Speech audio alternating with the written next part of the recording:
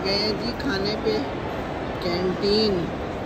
ये जगह देखिए कितनी खूबसूरत है, सजावट बहुत ही खूबसूरत। ये सारा इलाका, यहाँ बैठे थे लेकिन फिर उनको वो जगह पसंद आ गई कि हमने इधर खाना खाना है, तो हम यहाँ चल पड़े हैं।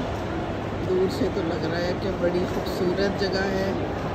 मैं तो पहली दफ़ा ये जगह देख रही हूँ।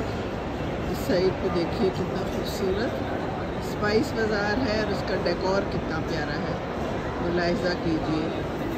ये देखिए पाकिस्तान है जनाब, ये पाकिस्तान, हमारा प्यारा पाकिस्तान, दिल दिल पाकिस्तान, जान जान पाकिस्तान।